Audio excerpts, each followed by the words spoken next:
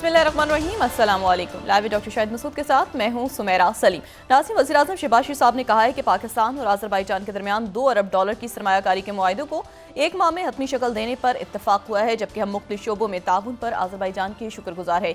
दूसरी जानिब opposition grand alliance ने हुकूमत मुखालिफ तहरीक के लिए वफाकी दारुल हुकूमत में बड़ी बैठक करने का फैसला किया और ज़राए के मुताबिक 26 और 27 फरवरी को इस्लामाबाद में इस सिलसिले में कॉन्फ्रेंस भी मुनक़्क़िद की जाएगी। इसके अलावा भी दीगर मौज़ूआत पर आज हम गुफ्तगू करेंगे। स्टूडियो में हमारे साथ मौजूद हैं डॉक्टर शाहिद मसूद। अस्सलाम वालेकुम डॉक्टर साहब। डॉक्टर साहब, पाकिस्तान और अज़रबैजान के दरमियान मुतअद्दिद मुआहदों को एक माह में हतमी शक्ल देने पर इत्तफाक हुआ। इन मुआहदे से पाकिस्तान की मईशत पर क्या असरात पड़ेंगे?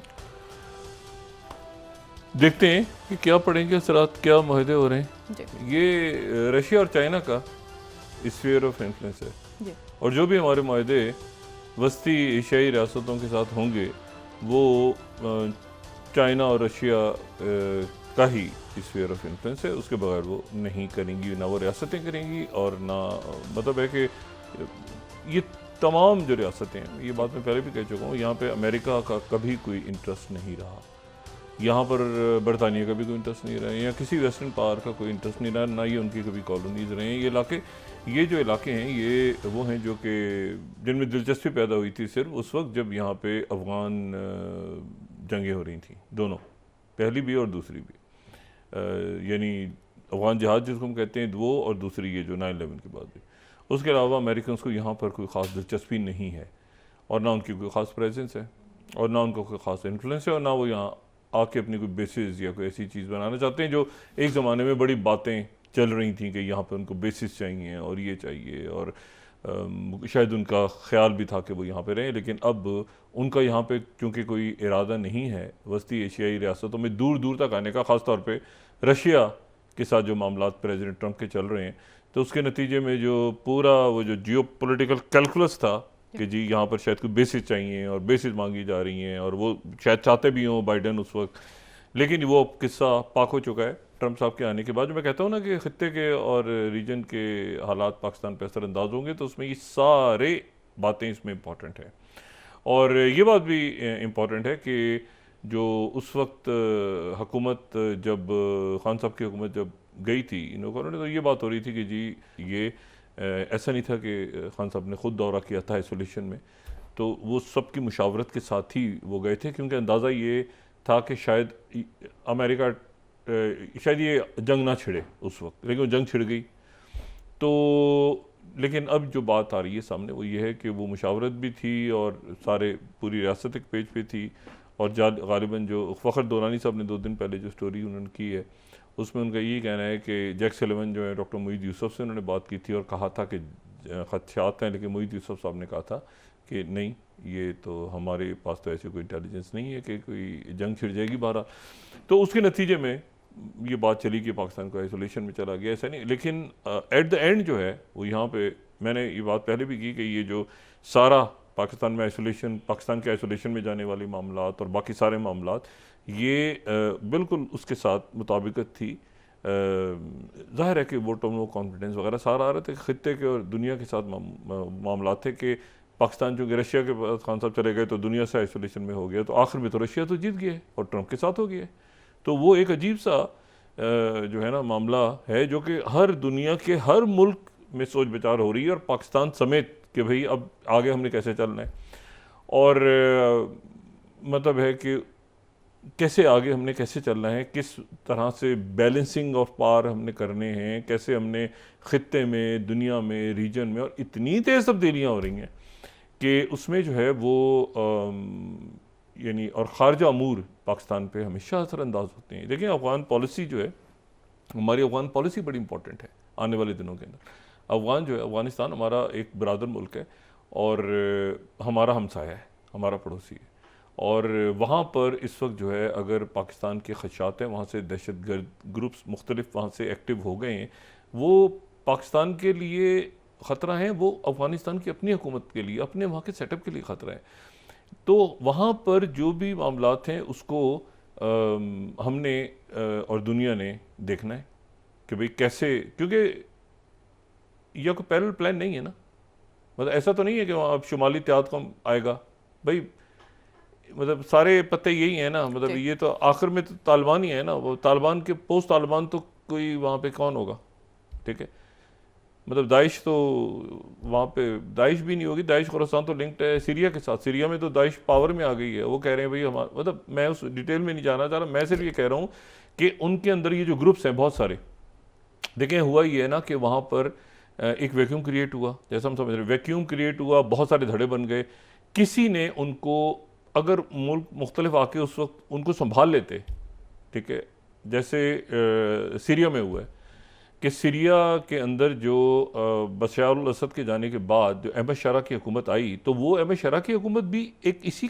किस्म का सेटअप आया था ना वहाँ पर भी, वो उनको भी कोई एक्सपीरियंस नहीं था उनको, लेकिन उनको मुल्कों ने संभाल लिया, यानी उनको टर्की ने संभाल लिया, उनको कतर ने संभाल लिया, सऊदी अरेबिया ने संभाल लिया उनको, और उनको जो है वो अमेरिका का भी एक डेलीगेशन होकर चला गया, लेकिन अब अमेरिका के लिए बड़ा मुश्किल हो जाएगा क्योंकि तुलसी गैबर्ट जो हैं वो तो इन पर इल्ज़ाम लगाती रही कि ये हमारा ही प्रोजेक्ट था, ये तो बाइडेन दौर में ही शुरू हुआ था और वो इसीलिए प्रो असद थी, तो वहाँ एक, लेकिन अफगानिस्तान को इस तरह नहीं संभाला गया। अगर अफगानिस्तान को शुरू में बाकी सारे मुल्क आके संभाल लेते और वहाँ पर, तो वहाँ ये सिचुएशन ना क्रिएट होती कि पाकिस्तान के अंदर जो मामला ख़राब हो रहे हैं, तो वो तो मतलब अब चूँकि ये area of influence Russia, China, बाकी अरब ममालिक, तो वो सबका है कि भाई इसको देख के इसको मामले को निपटाएं, क्योंकि there is no plan C और डी और ई अफगानिस्तान के बारे में। ऐसा तो नहीं है ना कि वहाँ पे कोई मतलब है कि कोई दोस्तों मारे या कोई और है,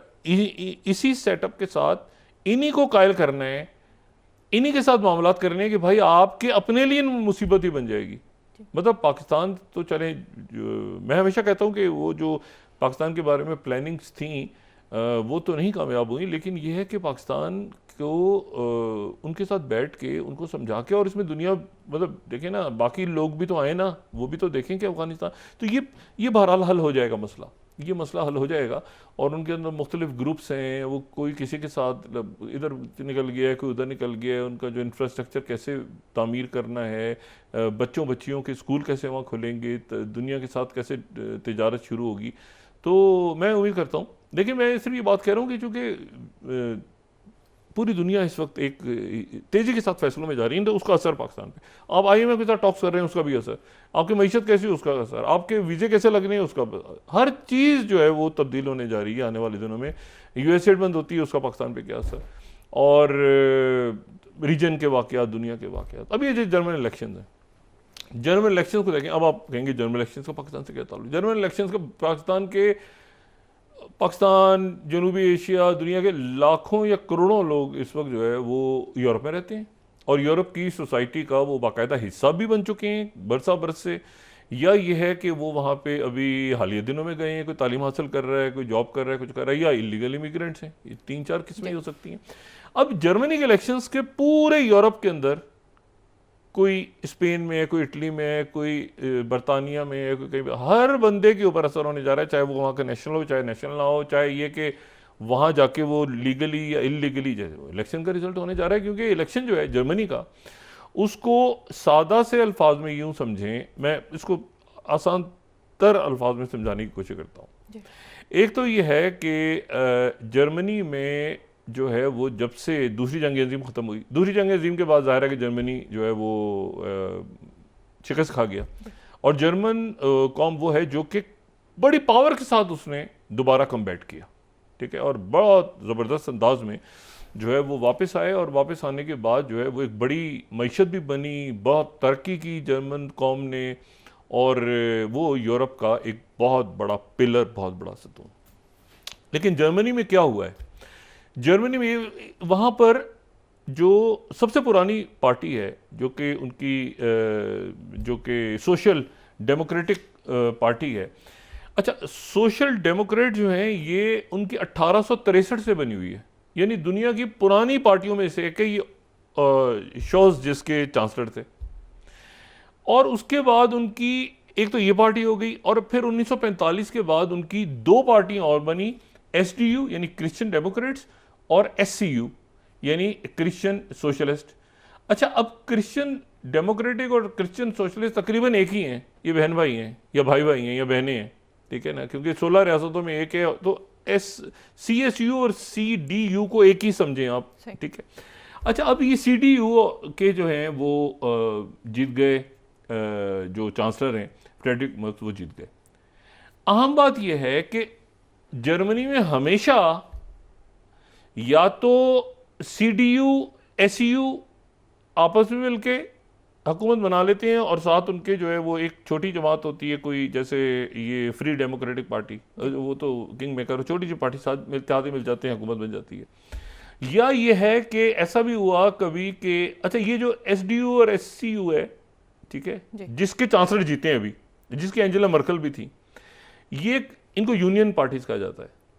तो एक SCU और SDU जिनके चांसलर जीते और एक SDP जिसके चांसलर हारे, ओलाफ शोल्ज, इन तीनों पार्टियों ने ही राज किया है जर्मनी में आज तक।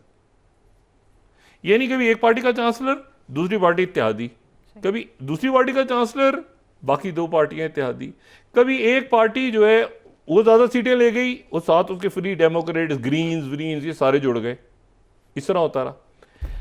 अब जनाब क्या हुआ है पहली दफा कि वहां पे, तो वहां पर आप इसको स्टेटस को कह लें जो भी कहें, मतलब वहां पर ये एक ट्रेडिशनली एक कोलिजन गवर्नमेंट बनती है, लेकिन उसमें होता ये कि ये हमेशा SDU और SDU ही समझे ना, जो सॉरी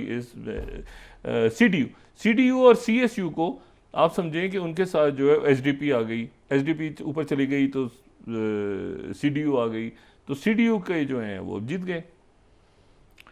ये तीन पार्टियां जो हैं ये आगे पीछे, और फ्री डेमोक्रेट्स कभी एक के साथ लग गए, दूसरे के साथ लग गए, ठीक है, ग्रीन्स बन गया इत्तेहाद, वो बीच में आ गए, लेकिन ये तीन पार्टियों का ही राज रहा हमेशा।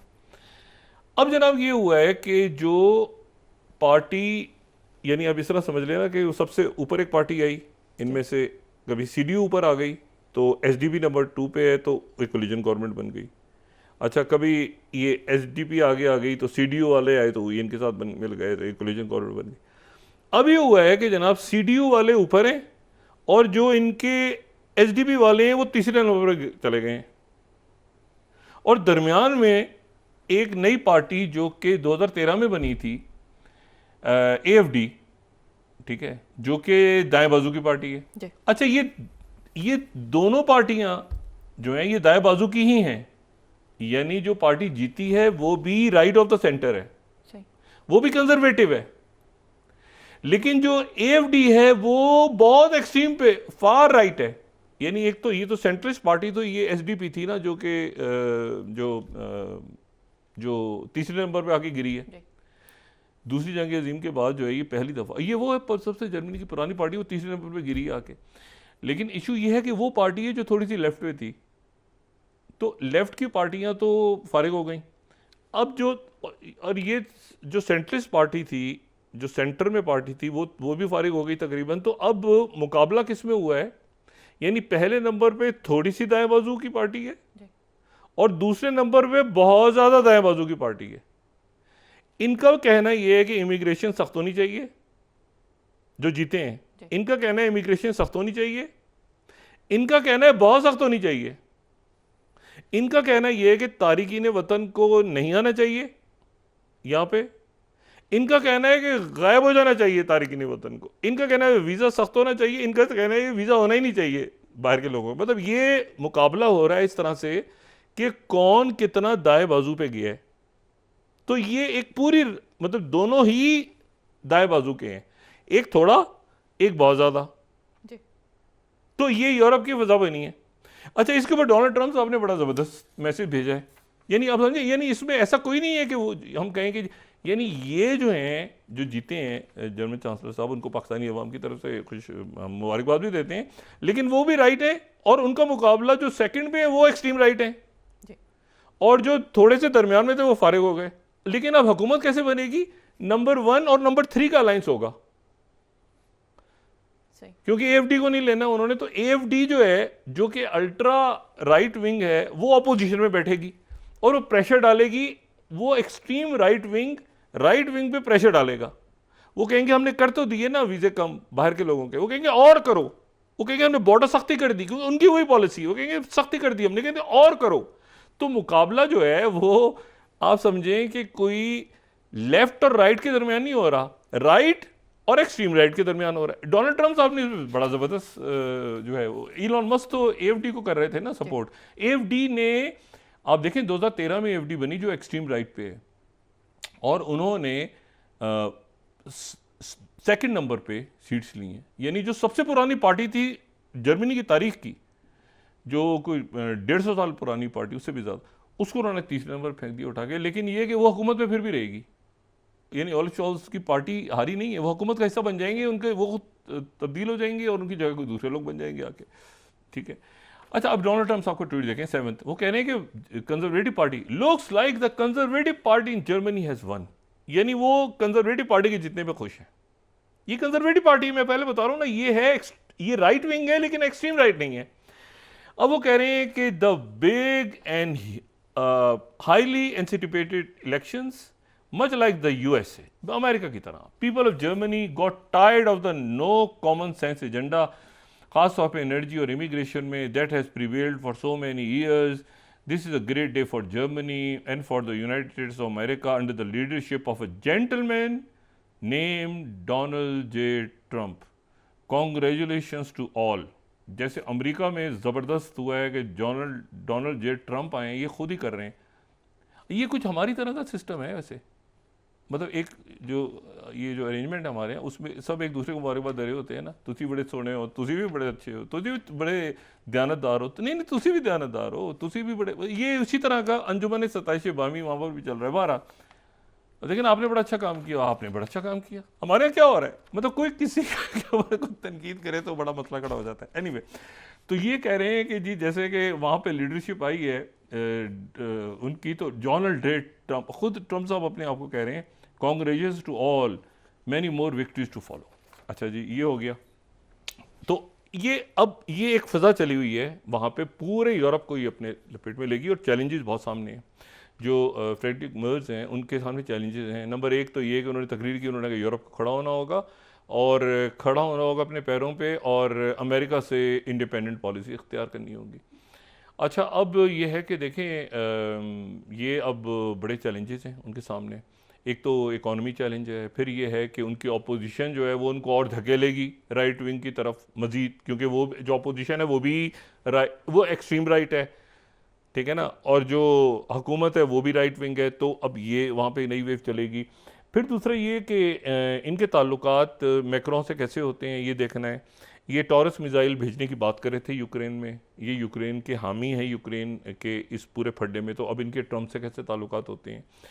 तो ये जो है ये सारा आने वाले दिनों में, फिर ये कि म्यूनिख जो है वहाँ पे उसकी कॉन्फ्रेंस में जेडी वेंस जो है वो एफडी से मुलाकात उनकी हो गई थी। तो इनके अब ट्रंप से ताल्लुकात कैसे होते हैं ये बात बड़ी इंपॉर्टेंट है। लेकिन ये है कि जर्मनी में जो है वो यानी वो जो एएफडी के रहनुमाई वही कह रहे हैं कि अगले 5 सालों में हम यहाँ पर जर्मनी को ले आएंगे कि हम ही जीतेंगे, मतलब अब सारी पार्टियाँ फारिग हो गई हैं, हम ही जीतेंगे। ये राइट विंग की एक वेव है जिसमें ये सारा जो है ये सिलसिला वहाँ पे बना है। अच्छा, अब इसमें जो है अब ये देखें ना, अगर यहाँ पे ये हम देखें फर्स्ट स्लाइड देखें तो इसमें ये 28.5% जो है वो CDU और CSU को मिले, ठीक है।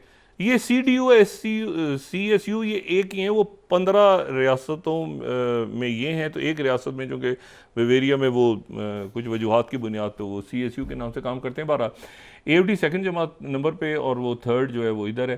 तो ये फर्स्ट और थर्ड को मिलना पड़ेगा साथ, फर्स्ट और थर्ड को। और FDP वाले जो किंग मेकर होते थे वो बेचारे, वो आखिर में जो पीला रंग है ना, वो बिल्कुल ही फारिग हो गए। वो गरीब किंग मेकर होते थे, वो हमेशा किसी ना किसी हुकूमत का हिस्सा बनते थे। हमारी मुल्क में भी ऐसी पार्टी है ना जो हमेशा किसी ना किसी सेटअप का हिस्सा होती है। मैं नाम नहीं लेना चाह रहा, हर एक को पता है, लेकिन वो जो भी हो तो उसी के साथ तो वो एक, लेकिन वो बिल्कुल फारिग हो गई। वो 4.3 पे जाके वो कहीं है ही नहीं। और ग्रीन्स के बगैर भी ये CDU CSU और SDP का अलायंस अगर बनता है, ये भी हो सकता है ग्रीन्स मिल जाएं उधर तो भी शायद नंबर्स पूरे हो जाएं। लेकिन मेरे ख्याल से ये थर्ड नंबर पे जो रेड है इनको शायद मिलना पड़ेगा, देखते हैं आने वाले दिनों में। लेकिन असल बात ये है कि अपोजिशन में जो है वो AFD बैठ गई आके, जो कि एक्सट्रीम, अब समझ लेंगे एक तो राइट विंग है, फिर ये नई पार्टी है। ये 2013 से 2015 तक ये पूरा वहाँ पे जो इसका क्रेडिट जाता है सारा एंजेला मर्केल को, ये जो सारा उन्होंने खोल दिया ना, लिबिया से आ जाओ, इधर से आ जाओ, अवार्ड वसूल कर रही हैं, तमगे लोग लगा रहे हैं उनको, जनाब ये ह्यूमन राइट की जगह, पूरा सत्यानाश उन्होंने किया और उसके नतीजे वो जंगों में कूद गए ये जर्मनी जो है। और फिर उसके बाद जो ये इन्होंने सारा देखे ना, क़यादत आपकी गलत तरफ खेल जाए पूरा मुल्क बर्बादी की तरफ जा।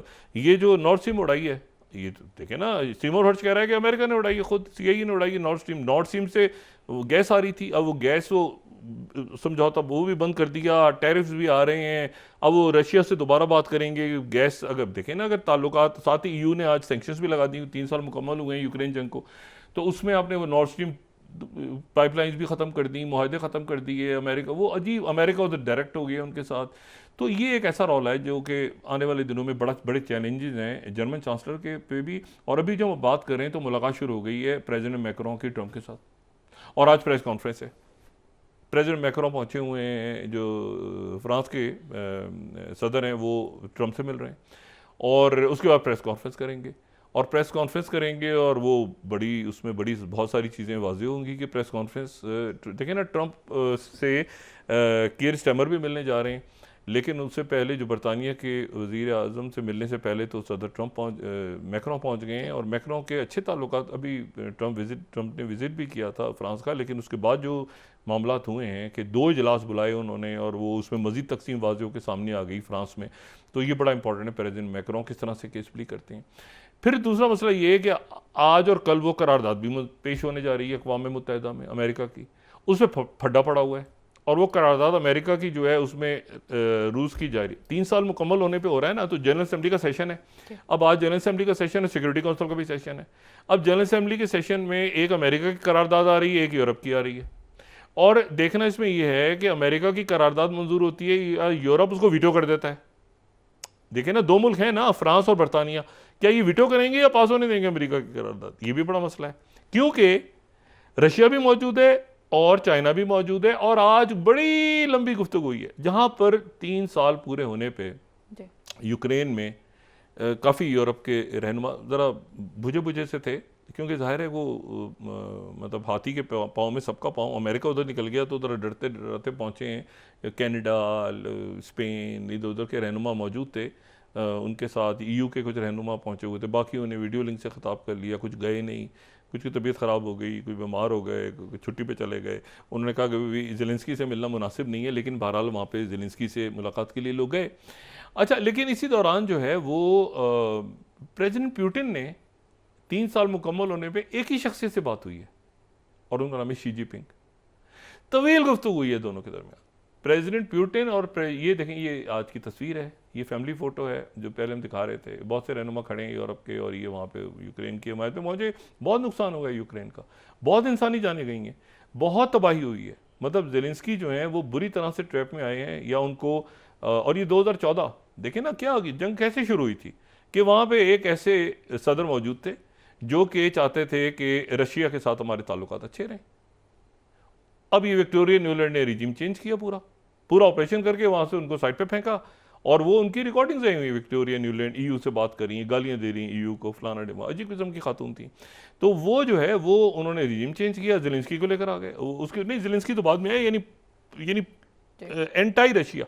अब मुझे बताएं आप कि आप किसी के मुल्क में रिजीम चेंज करके और वहाँ पर ये बिल्कुल ऐसे ही है कि आप जो है वो यानी वो ये पनामा के ऊपर कितना शोर मचा हुआ है कि जी चाइना यहाँ पे क्यों आया हुआ है, फलाना, ट्रंप साहब ने एक हंगामा खड़ा किया हुआ है ना। तो मुझे बताएं, रशिया के आप पड़ोस में लाके यहाँ पे एक रिजीम चेंज कर रहे हैं, उसके बाद कह रहे हैं नेटो में आएगा और टैंक होंगे और मिसाइल होंगे और ये मिलिट्री जो खास एक जहनीत है वहाँ पे। अब इशू ये है कि मिलिट्री इंडस्ट्रियल कॉम्प्लेक्स के हर का, अब उसके नतीजे में एक तो यूक्रेन में बर्बादी हुई बहुत ज़्यादा, और दूसरा जो है मसला ये हुआ कि वो आखिर में जाके वो बाउंस बैक कर गए, माशी पाबंदियाँ, फलाना डिमा करना, वो दुनिया डिवाइड हो गई थी उसी वक्त के। उन्होंने कहा हम तो रशिया से ऑयल लेंगे, हम तो ताल्लुकात नहीं तोड़ेंगे, तो एक पैरेलल करेंसी भी शुरू हो गई। अब जाके वो ये हुआ है कि जनाब वो वहाँ पे शी जिनपिंग की तवील गुफ्तगू हुई है।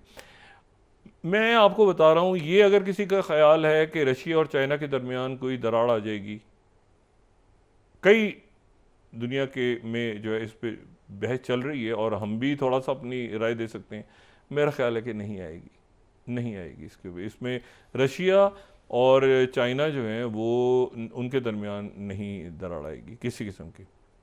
और मेरा नहीं ख्याल कि ऐसी कोई वाज़ह कोशिश भी अभी तक अमेरिकन इंतज़ामिया की तरफ से नज़र मुझे नहीं आई।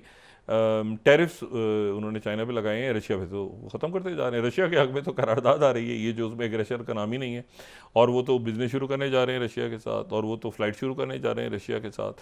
और ये जो मिनरल्स हैं, रेयर अर्थ मिनरल्स, इसके ऊपर भी ज़ेलेंस्की ने कल कहा कि मैं इस्तीफ़ा दे दूँगा, ये सारा कर दूँगा, लेकिन आज इतला आ रही है कि ज़ेलेंस्की शायद किसी वक्त साइन कर दें उसके ऊपर, क्योंकि मज़ीद वो प्रेशर, उन्होंने इस्तीफ़े की भी बात की, बाकी सारी बातें भी की हैं, लेकिन वो इसके ऊपर वो दस्तखत कर देंगे रेयर अर्थ मिनरल्स वाली बात पे।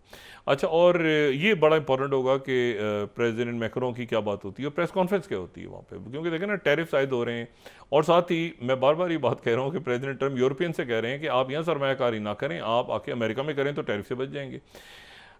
जो जर्मन चांसलर हैं नए, उनके सामने चैलेंजेस होंगे। एक तो मईशत होगा, फिर ये कि नेटो के अंदर वो 3% बढ़ाते हैं, जून में समिट होनी है नेटो की क्या पोजीशन बनती है, उनके क्या मामलात, क्या रशिया से शुरू कैसे करेंगे वो।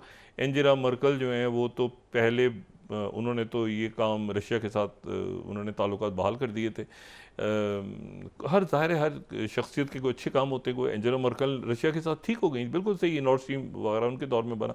ये जो इमिग्रेंट्स वाली पॉलिसी थी ना, इसको उन्होंने आखिर में रियलाइज़ भी किया कि हमें इस तरह नहीं करना चाहिए। लेकिन सवाल ये है कि जब आप जंगें शुरू करेंगे, जब आप हिलरी क्लिंटन के साथ मिलकर कूदेंगे अफ्रीकन कौम के तहत ये लिबिया में, तो बाद में आप क्यों एक्सपेक्ट नहीं करेंगे कि आपके पास वो लोग पहुँचेंगे सारे।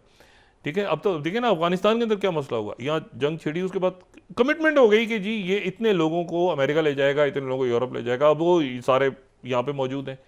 ये वो लोग हैं, इनमें से ये जो हम कह रहे हैं ना अफगानिस्तान से पाकिस्तान में आए हुए हैं, ये बहुत बड़ी अक्सरियत वो है जिन्होंने अमेरिकन के लिए काम की, जो अमेरिका के इत्तेहादी थे, जो उनके साथ काम करते थे, जो उन्होंने कहा कि आप हम जाएंगे, हमारे साथ रहो, हम तुमको बाहर सेटल करेंगे, हम कोई इधर जाएगा कोई उधर जाएगा। वो उनमें से बहुत ज़्यादा लोग जो हैं वो वापस वो छोड़ के चले गए अमेरिकन। वो पाकिस्तान के, देखिए ना पाकिस्तान, हमारा कोई पाकिस्तान का ताल्लुक नहीं था।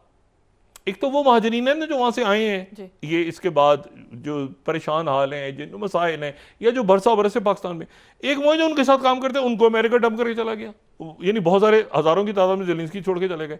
अच्छा, उधर जो है वो वहाँ पर मसला ये है कि वो उन्होंने वो पाइपलाइन बना ली, उन्होंने वो पाइपलाइन तो उड़ा दी इन्होंने। ठीक है, 2 तो स्टार्ट नहीं हुई थी, 1 को उड़ो के उन्होंने कहा कि जर्मनी के साथ डायरेक्ट उनकी गैस ही नहीं आएगी। अब वो प्रॉब्लम है, वो भी ये चांसलर इन्होंने इनकी सख्त पॉलिसी रही है यूक्रेन के हवाले से, ये प्रो यूक्रेन है, तो कहते हैं टॉरस मिसाइल भेजना चाहिए, ये तो तनकीद करते रहे। अब सवाल ये है कि ये कैसे आगे, बहुत चैलेंजेस हैं यूरोप के ना, यूरोप की लीडरशिप जो है वो बहुत इंपॉर्टेंट है कि मैक्रों और इनका रिजल्ट चूँकि इधर आया, जैसे आया तो मैक्रों निकल चुके थे, तो मैक्रों और इनके दरमियान की कंसल्टेशन भी नहीं हुई, शायद दरमियान में हुई भी हो, मुझे नहीं इल्म, लेकिन शायद हुई भी हो दरमियान में, सारी यूरोप में रहती हैं और ये बड़े मुल्क हैं, ये सारा मामला होने जा रहा है। दूसरा ये है कि जो लेवरोव है, आज देखें ना, ये यूक्रेन की जंग के 3 साल, जबकि यूक्रेन की जंग खत्म होने जा रही है, मिनरल्स के ऊपर साइन होने जा रहे हैं, तो जो लेवरोव हैं वो आज टर्की में उनकी मुलाकात हुई, रजब तैयब उर्दोगन, प्रेसिडेंट रजब तैयब उर्दोगन से जो लेवरोव हैं उनकी मुलाकात हुई है, 1.5 घंटा क्लोज डोर में मीटिंग हुई है, और मेरा ख्याल है हम समझ सकते हैं कि क्या बातें हुई होंगी। यूक्रेन के हवाले से एक बात हुई होगी, बहुत डिटेल में हुई होगी, और जो भी ये बिल्कुल ऐसे ही है जैसे शी जिनपिंग और पुतिन के दरमियान जितने मामलात हो रहे हैं ना, सऊदी अरेबिया अमेरिका आगे पीछे दाएं बाएं, ये सारा ये एक ऐसे हैं बिल्कुल, शी जिनपिंग और जो प्रेसिडेंट पुतिन है। आप तसव्वुर करें ना, नॉर्थ कोरिया उठ के यहाँ आ गया था, जरा तसव्वुर करें, और लोग ये कह रहे थे कि अच्छा, उस वक्त अजीब व गरीब एनालिसिस हो रहा था कि नॉर्थ कोरिया आ गया है तो क्या चीन जो है वो नॉर्थ कोरिया के साथ ताल्लुकात खराब है। लोग अजीब व गरीब किस्म की बातें हैं, थ्योरीज। ये तो चाइना और नॉर्थ कोरिया देखें, नॉर्थ कोरिया हाथ से निकल गया, चाइना से दूर हो गया, रशिया के पास चला गया, चाइना पता नहीं क्या होता है ना। अच्छा, एनीवे, तो अब यह है कि वो लेवरोव की, लेकिन क्या देखिए, एक तो यूक्रेन की बात हुई होगी डेफिनेटली, लेकिन उससे ज़्यादा इंपॉर्टेंट सीरिया है। सीरिया के अंदर जो है वो जो अहमद शरा हैं, अहमद शरा, एक तो उनकी हुकूमत जो है वो अमेरिका कैसे देखता है उनकी हुकूमत को, ये बात बड़ी इंपॉर्टेंट। बाइडेन इंतजामिया तो इंडोर्स करके चली गई थी, शायद ट्रम्प भी इंडोर्स कर दें, लेकिन मसला ये है कि जो तुलसी गबाद हैं उनकी बिल्कुल खुल के पॉलिसी रही है प्रो असद। जो अहमद शरा हैं उनको 4 तारीख को मिस्र में जो अरब इजलास हो रहा है अरब ममालिक का, GCC और अरब लीग, उसमें उनको भी बुला लिया, और ये उस वक्त बुलाया है जबकि यहाँ पर हमास और इसराइल के दरमियान जो पहला मामला हुआ था सीज फायर एग्रीमेंट का पहला फेज़, उसमें उन्होंने तो कैदी छोड़ दिए, इन्होंने रमाली छोड़ दी, इन्होंने 402 कैदी रिहा नहीं किए। अच्छा, और ये स्टीव विटकॉफ कह रहे हैं कि ये प्रोलॉन्ग हो जाएगा पहला मरहला। अच्छा, जंग बंदी है, लेकिन उधर मगरबी किनारे पे जाहिरियत हो रही है। अच्छा, कल लेवरॉव तेहरान में होंगे, तुर्की से वो तेहरान जाएंगे कल। ये जो पूरा एक बहुत बड़ा सारा सिलसिला चल रहा है ना, और वक्फे में जाने से पहले मैं आपको सिर्फ एक बात ये बता दूं कि ये ताइवान का क्या होगा आगे। ताइवान के लिए क्या मतलब, अमेरिका ट्रम्प ताइवान के लिए आएंगे, जेलेंस्की को उन्होंने पूरा यूरोप एक तरफ फेंक दिया, जेलेंस्की को समेत, तो ताइवान के लिए आएंगे। और ये F-35 तैयारे जो हैं, ये वो इंडिया को देके कहेंगे कि चाइना से लड़ो।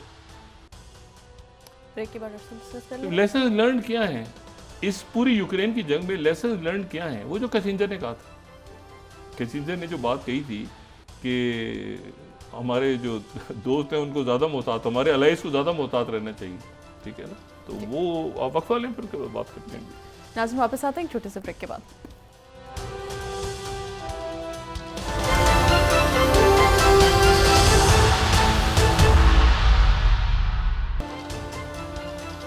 Welcome back Nazim. डॉक्टर साहब, अपोजिशन ग्रैंड अलायंस ने हुकूमत मुखालिफ तहरीक के लिए वफाकी दारुल हुकूमत में बड़ी बैठक का भी ऐलान किया है। ये ग्रैंड अलायंस जो बनने जा रहा है, ये पूरा अरेंजमेंट नहीं चल रहा, बस इसको कि कैसे आगे देखें। इसमें पार्टियों को, पॉलिटिकल पार्टीज़ को डिसाइड करना है आने वाले दिनों के अंदर बड़े चैलेंजेस हैं। ये मईशत के हवाले से, बाकी इशूज़, सिक्योरिटी, मैं बार बार कह चुका हूँ, ये इन्होंने कैसे आगे चलना है ये, और ज़ाहिर है कि 25 करोड़ आवाम का फैसला करना है ना, तो ये कैसे होगा आगे। फॉरेन पॉलिसी, आगे इकॉनमी, आगे सिक्योरिटी का क्राइसिस है, मतलब सोशल अनरेस्ट, ये सारे मामला इन्होंने देखने हैं। और ये अच्छा है कि सड़कों पे हंगामे नहीं हो रहे, जो भी कुछ हो रहा है वो अदालतों में, ड्राइंग रूम्स में, आगे पीछे, जाएं बाएं, जैसे तैसे इन्होंने करना है, सड़कें बंद ना करें, बाकी ये मामला को तय करें। और ये जो इतनी ज़्यादा करप्शन पूरे मुल्क में हो रही है, ठीक है ना, लेकिन अब चूँकि लीगलाइज है तो कुछ नहीं कर सकते। बात इशू ये सारा कि जो मैंने आपसे बात की ना कि ये CDU और SU, उसमें मैं एक वजाहत कर दूँ कि ये दो पार्टियाँ एक ही हैं। ये CDU के चांसलर हैं कि नहीं, ये CSU भी इनके साथ है जर्मनी में। अच्छा, उसकी वजह ये है कि जो 16 में से 15 रियासतों में तो CDU के नाम से है, जो एक CSU है ना, वो CSU है वो जो बवेरिया का इलाका है, बवेरिया की जो रियासत है, वो बवेरिया का जो रियासत कहें या उसको इलाका कहें या उसको सूबा कहें, स्टेट ज़्यादा मुनासिब है कहना, वो बहुत खुद मुख्तार है। और ये वो है जहाँ पे म्यूनिख भी है, नुरनबर्ग ट्रायल्स भी जहाँ पे हुए, और ये सेकंड वर्ल्ड वॉर में नाजीज यहाँ पे बड़े मजबूत भी हो गए थे। और वो जो है वहाँ पर वो जो काम करते हैं वो CSU के नाम से यही पार्टी काम करती है। और उसकी वजह ये है कि ये एक ज़माने में किंगडम ऑफ बवेरिया भी रहा है, और ये बाद में इसने ये जर्मनी का हिस्सा बना। और जितनी बड़ी ब्रांड्स हैं, म्यूनिख भी यही है। अच्छा, जितनी बड़ी ब्रांड्स हैं ना उनकी, ये ऑडी और ये एडिडास और BMW, जो बड़ी जर्मन ब्रांड्स हैं, वो सारी, और इंडस्ट्री के हवाले से वो सारी की सारी जो हैं वो बवेरिया के। तो इसीलिए इसको CDU और CSU जो एक मतलब एक ही पार्टी है, लेकिन वो चूँकि एक स्टेट में वो दूसरे नाम से काम करती है, 15 स्टेट्स में वो CDU के नाम से काम करती है, तो उन्हीं के चांसलर होते हैं। तो ऐसा नहीं हो सकता कि CDU से CSU अलग हो जाए, वो एक ही अलायंस है। अच्छा, यूनियन, जो यूनियन कहते हैं।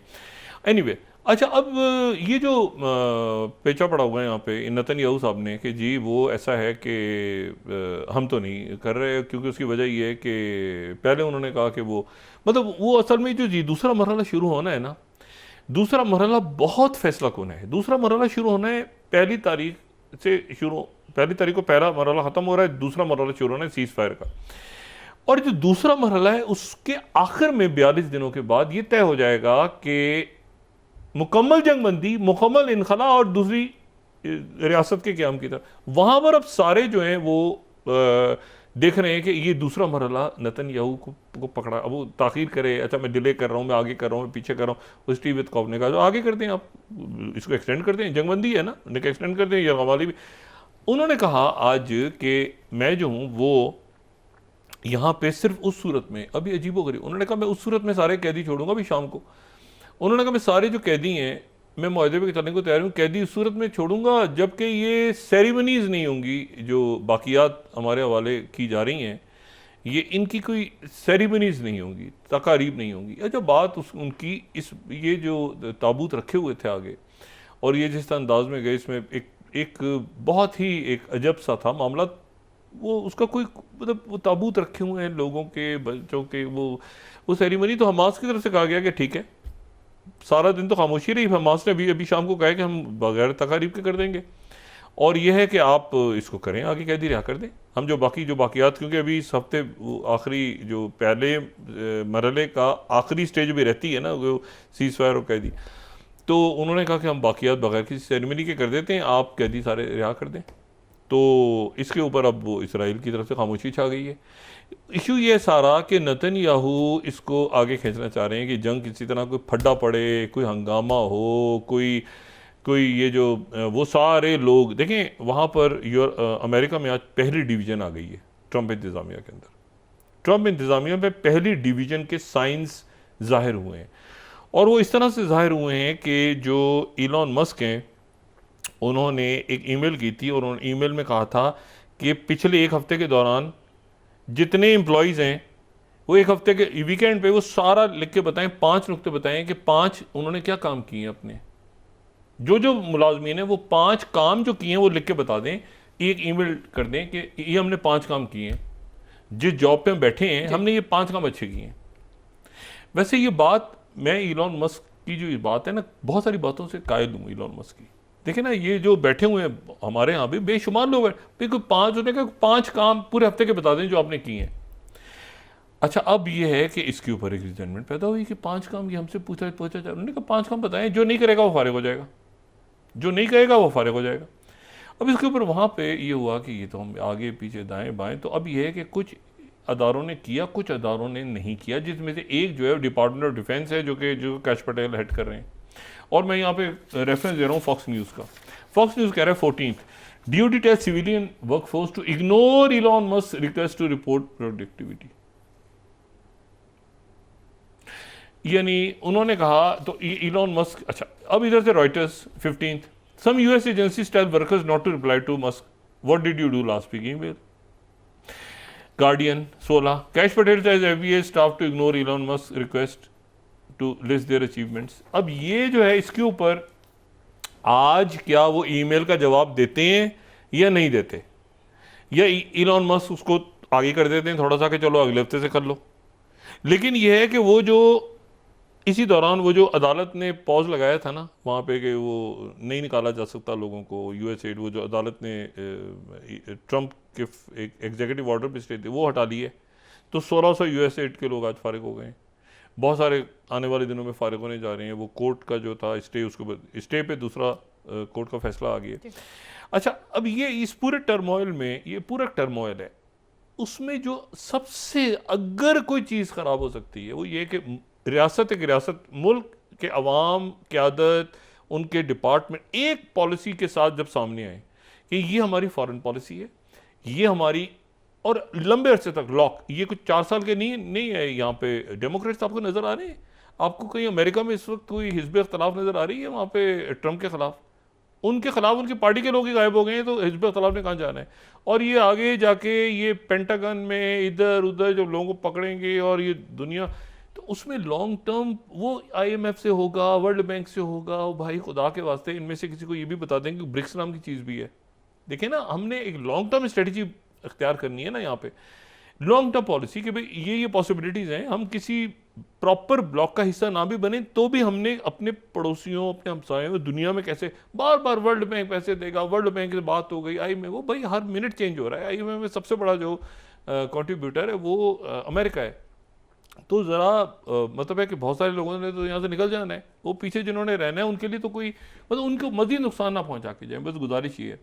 अब इशू ये सारा कि वो वहाँ पर ये जो अरब समिट हो रही है, अब अरब समिट में ये जो अहमद शरा को बुलाया, अहमद शरा को कतर भी इंडोर्स कर चुका है, टर्की भी कर चुका है, ईरान को भी कोई इतराज़ नहीं हुआ अहमद शरा पे। हालांकि ये था कि ईरान ने बड़ी अच्छी पॉलिसी की, असद तो ऐसे ही एक बिल्कुल फालतू आदमी बैठा होता, लेकिन अहमद शरा के आने से ये हुआ कि वो अमेरिका में अब की जो पॉलिसी है, यानी ये देखें ना, मार्को रूबियो और बाकी सारी शख्सियत, इलॉन मस्क और कैश पटेल, अभी ये शुरू हो गया ना आपस में। अभी मुझे नहीं पता कि कितना इलॉन मस्क अपने आप को असर्ट कर पाते हैं। नहीं, कैश पटेल कह रहे हैं भाई मेरी, अच्छा होमलैंड सिक्योरिटी वालों ने भी कह दिया नहीं, ईमेल का जवाब नहीं देना, एनर्जी वालों ने कह दिया कि जवाब नहीं देना, कॉमर्स वालों ने भी कह दिया जवाब नहीं देना। कुछ एजेंसीज दे रही हैं, कुछ एजेंसीज नहीं दे रही जवाब, ये फेडरल एजेंसी जो है अमेरिका की। तो इलॉन मस्क जो है वो कितना असर्ट करते हैं ये देखना है आने वाले दिनों में।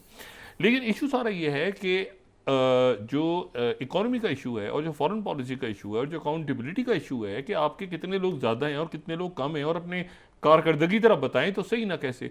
और मेक अमेरिका ग्रेट अगेन, और हमारे यहाँ पाकिस्तान में बैठ के लोग मेक पाकिस्तान ग्रेट अगेन की जगह कोई किसी खलीजी मुल्क को ग्रेट अगेन बना रहा है अपने पैसों से।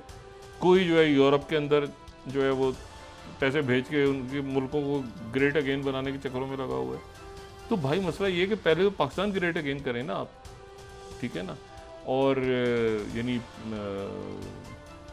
MPGA अगर हो पाकिस्तान में तो इसमें कोई इशू तो नहीं है ना। और उसमें आप ये अकाउंटेबिलिटी करके, और ये जो सारी जो खराश तराश हो रही है, कुछ हमें बातें सीखनी, दुनिया तब्दील हो रही है ना। पहले तो ये पूरी एलीट क्लास बैठी हुई। अब मुझे ये बताएं कि जो लोग ट्रिलियन बिलियनर्स हैं उनको आप एक चंद $1000 की लॉबिंग फर्म्स लेके मुल्क उनको मुतासर करेंगे? जो ऑलरेडी बिलियनर्स हैं भाई, कितनी यूनिकॉर्न्स हैं, आप क्या उनको मुतासर करेंगे कि भाई इलॉन मस्क जो सबसे दुनिया का अमीर आदमी है उसको आप कहेंगे कि जी फलानी लॉबिंग फर्म हायर कर लो तो यार उसको ज़रा मुतासर करो? ये लोग जो हैं ये बड़ी जद्दोजहद करके, बड़ी स्ट्रगल करके, चाहे इनकी पॉलिटिकल एलीट है, आपको 1000 इख्तलाफ हो सकता है उनके इकदाम से, लेकिन ये स्ट्रगल करके आए, इन्होंने बड़ा प्रेशर लिया है दूसरों का। ये जो है ये, और इसमें उनको पैसों का भी कोई इशू नहीं है, वो जो बिलियनर्स और ट्रिलियनर्स बैठे हो। तो बात ये है कि अब मुल्कों ने अपनी लॉन्ग टर्म पॉलिसी डिसाइड करनी है। पाकिस्तान मेरा ख्याल है एक ऐसी जगह पे हमारी फॉरेन पॉलिसी अभी तक ठीक है, असरात आने शुरू हो गए बाहर से, क्योंकि हम वही बात उसी में इनर्शिया में चल रहे हैं ना, सब अच्छा है, गुडी गुडी गुडी गुडी सब चलता रहेगा इनर्शिया में। लेकिन जो हालात हैं खत्ते के, उसमें लॉन्ग टर्म पॉलिसी, हमने फॉरेन पॉलिसी, उससे रिलेटेड मईशत होगी, उससे रिलेटेड हमारी दुनिया से ताल्लुकात होंगे, और फिर जो सोशल अनरेस्ट है वो खत्म होगा मुल्क में। और सिक्योरिटी तो कांस्टेंट है, सिक्योरिटी, इकोनॉमी, फॉरेन पॉलिसी, ये सारे मामला कांस्टेंट है, ये हर वक्त होता है मामला, ये चलते रहते हैं हर वक्त। तो ये है कि ये सारे, सबसे अच्छी बात मैं वही कह रहा हूँ कि सड़कों में हंगामे नहीं हो रहे, बैठ के मामलात को हल करें, आगे निकलें। मईशत उस वक्त तक तरक्की नहीं करेगी जब तक अकाउंटेबिलिटी और रूल ऑफ लॉ नहीं हो। जी बहुत शुक्रिया डॉक्टर साहब। नाज़रीन, इसके साथ ही आज का प्रोग्राम अपने इख्तिताम को पहुंचा। मुझे सुमेरा सलीम को इजाज़त दीजिए। अल्लाह निगहबान। जी डॉक्टर साहब, अपने दोस्तों रिश्तेदारों पर दुआ के लोगों का सब ख्याल रखिएगा। अल्लाह हाफ़िज़।